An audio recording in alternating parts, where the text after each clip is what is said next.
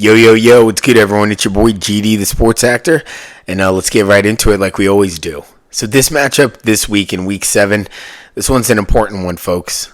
The Philadelphia Eagles is coming to town at MetLife playing against the New York Giants. And, right now, as bad as our record is sitting at 2-4, and the season is still early, but as low as the record looks sitting at 2-4, the New York Giants still have a chance, folks. The New York Giants still have a chance to do something within the NFC East. The New York Giants still have a chance, in my opinion, to still, make a wild card playoff maybe appearance. I mean, if we're really looking at it, the Eagles are sitting at 3-2. We have the Dallas Cowboys sitting at 3-2, and we have the Washington Commanders sitting at 4-1. And I believe, their juice is going to start drying up just a little bit here. So we have a chance to still stick into this race and salvage this season from what it is. Because right now, where the New York Giants stand, we should currently be, 5-1. And, you could always do a woulda, coulda, shoulda. But seriously, in this situation here, the New York Giants should easily be 5-1. I mean, if we break it down, if we look into it, as I've said in, multiple other videos, I mean, the New York Giants, we blew an opportunity to go beat the Commanders. We lost by 3 because we didn't have a kicker. We lost by 5 points against the Cowboys because Daniel Jones couldn't hit on 2 big TDs when he had the opportunity. And then the Bengals game, as we just saw, we lost 10-17, but it was a Chase Brown garbage touchdown.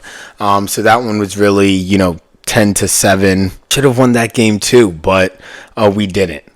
But this game right here, why it's so important is because we've already lost 2 divisional matchups so far.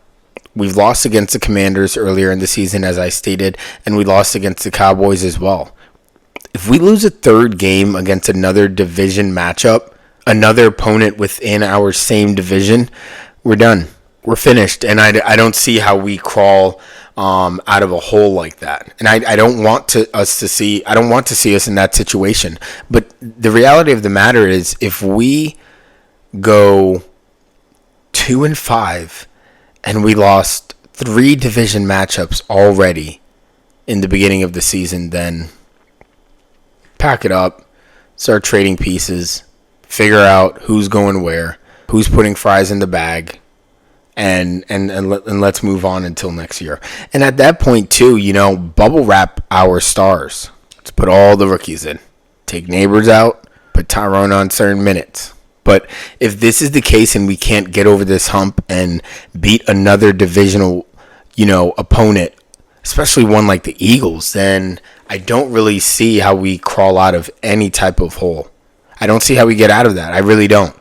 And so if we're going to look at this game, as I said before, we have an opportunity to do something well, to do something big.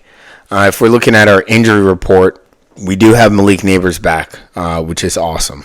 Really excited about that. We have Devin Singletary, I believe, who is going to be coming back, sharing minutes with Tyrone Tracy, which is, awesome. Tyrone Tracy, I believe, should be the running back 1. He should be our focus moving forward as a New York Giants organization. But Devin Singletary has proven to be a solid vet. He's proven to be someone that you can definitely depend on. So I definitely don't want to, throw that away. So them splitting in the backfield, we see a lot of teams who do that, who have the dual running back system, and it works well. So I'm super excited to see Devin Singletary, probably taking majority of the first, second down plays, but Tyrone Tracy in there for a lot of the third and short, third and longs, because he can also receive the ball well too. He has great hands. 4th and 1s, I definitely see him in those type of situations. So super excited as to what this is going to look like now that we've seen what Tyrone Tracy can really do and how he's proven himself. Moving down the list, we have, Wan'Dell's going to play. A lot of guys were on the injury report, but a lot of them should play. The ones that, off top of the head that I know are really out, Jamie Gillen, our punter, he's still out. We have Adoree Jackson, who's been ruled out due to a neck injury that he's going through right now. Brian Burns said that he's ready to go, as well as Dexter Lawrence. And it looks like that those are the only individuals who should really be out, and everybody else is good to go, which is good. So it looks like, and Kayvon Thibodeau as well. He's, I believe, on injury reserve because he had that surgery for his wrist, I believe. So other than that, we got Drew Phillips back. We have Malik Neighbors back. And our rookies have been playing really well. So I'm excited to see them get back into the fold and play against an Eagles team. Now, we've seen that the defense is good. The defense is great.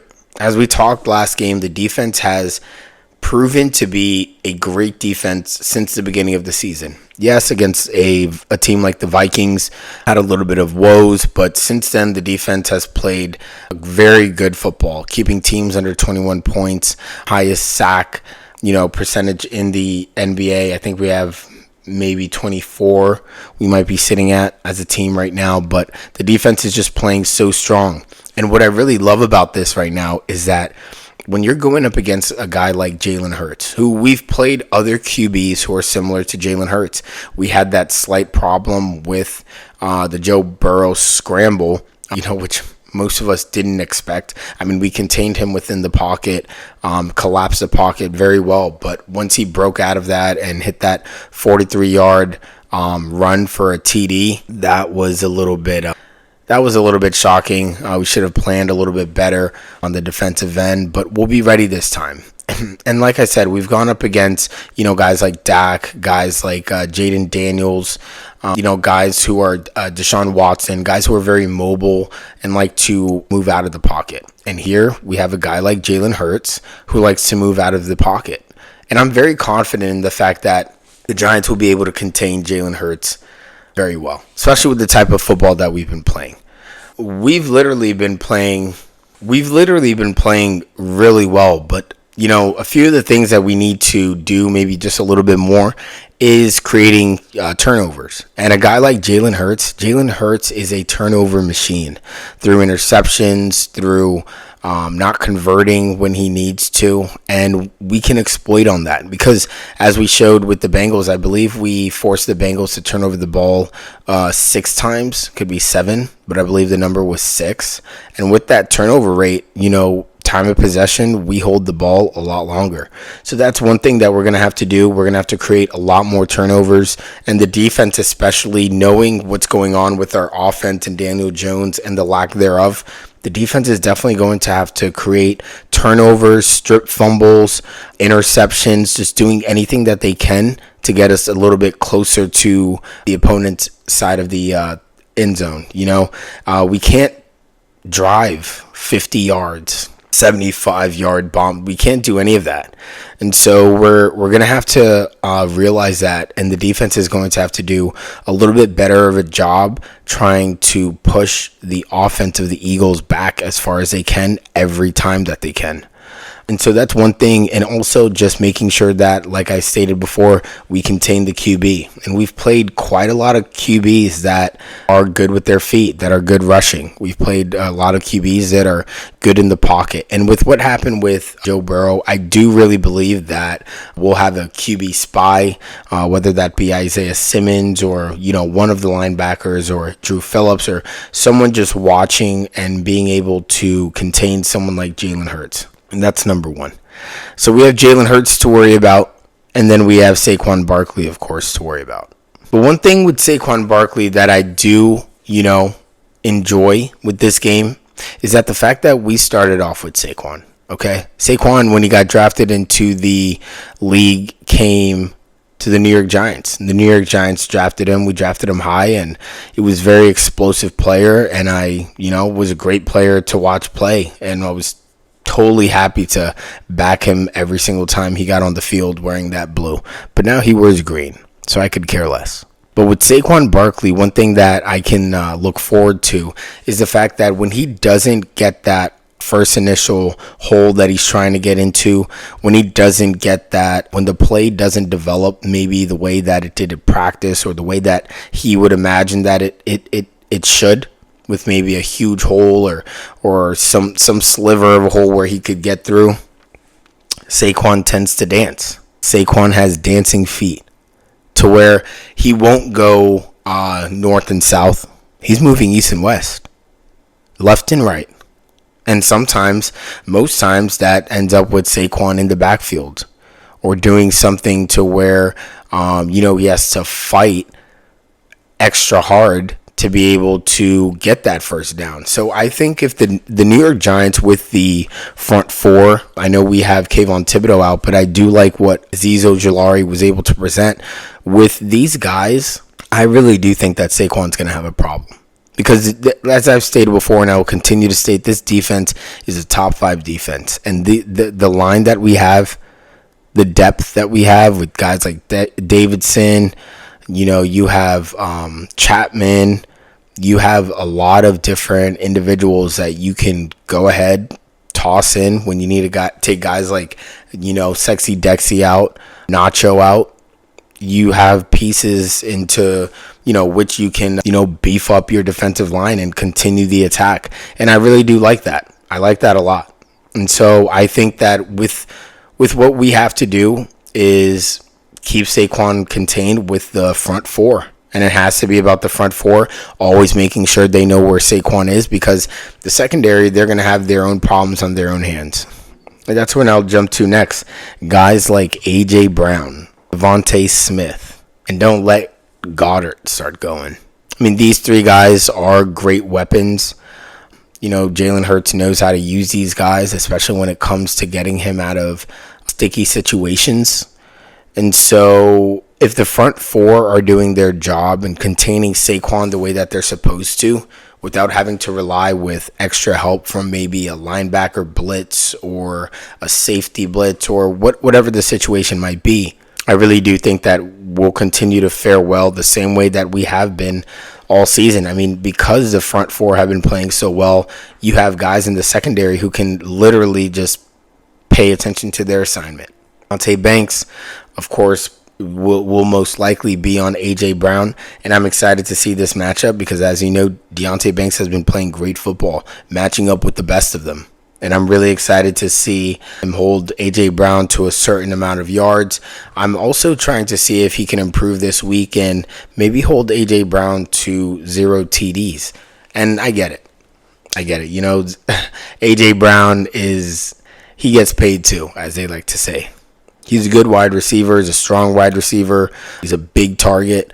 But I really do believe that the New York Giants, Devontae Banks, Tyler Nubin, will be able to shadow and contain him, as we've done with a lot of these top receivers so far that we've matched up against.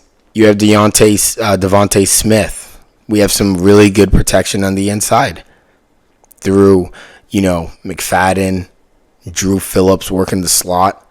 I really, really like that matchup. And so I think the defense is going to do well. I really think that the defense is going to come out here and ball out. What I'm really worried about, and what we should really be worried about, is how long the New York Giants are going to play around and continue to elevate DJ as if he's the guy. Because at this point, this experiment is starting to turn into a nightmare. Okay? We're trying to wake up Frankenstein, and it's not looking good. It's not looking good. I mean, from what we've seen, every game has been winnable, but the ultimate factor at the end of the day is the guy who has the ball in his hands the most, and that's DJ. I mean, yeah, Wandell, Slay, these guys have to catch the balls. They really do. The drop passes have to end. They have to stop. But a lot of these passes aren't leading the receiver. A lot of these passes aren't being put into positions where the receiver can make a play on it. They're too high. They're hitting the ground before they hit their hands. I mean, the passes have to be better. The reads have to be better. The intentions have to be better. And that all starts with the QB. And there's only so much that, everybody can do. We can continue to run the ball and be one-dimensional, but isn't that what we gave up Saquon for? so we can get away with just being a running team and everyone stacking the box? Didn't we get rid of him and give DJ this money to show that he could air it out and we could win multiple games through passing it? So that's really what I would like to see, in this Eagles matchup, especially with the secondary like the Eagles, who are good. They're a good secondary. I believe, I don't think they have any injuries, but they, have some new players back there. I think they had lost one of those corners that were over there. But as I said before, this game will be a really good game. And not only will this game be a really good game, but the Giants definitely could upset the Eagles. This game is definitely on upset alert. And I really do think that the New York Giants stand a good chance of keeping it close, but playing tough. And I really want Daniel Jones to come out here and play tough football because we need him to. Defense has been playing well. Rookies have been playing well. Everyone coming off of an injury has been playing pretty well. And DJ has been playing well too, but we need DJ to play elite. Year 6, you got paid. You got to prove to the fans. You got to prove to yourself that you deserve to be the quarterback for the New York Giants, at least for the rest of the season. Because if we don't win this game, Drew Lock, Tommy Cutlets, lace up. Because it's definitely, it's time. It's time. If we don't win this game, time to bench Danny Dimes and let's get the other guys in, because I just want to see something else. I just want to see other decisions being made, maybe see if somebody has different eyes. And because I think Brian Daboll's coaching a great game. So we're gonna see that for sure. Oh, and one other injury I did forget to mention, pretty big injury. We lost Andrew Thomas for the rest of the season. So that's going to be a tough one for sure because he protects the blind side, left side.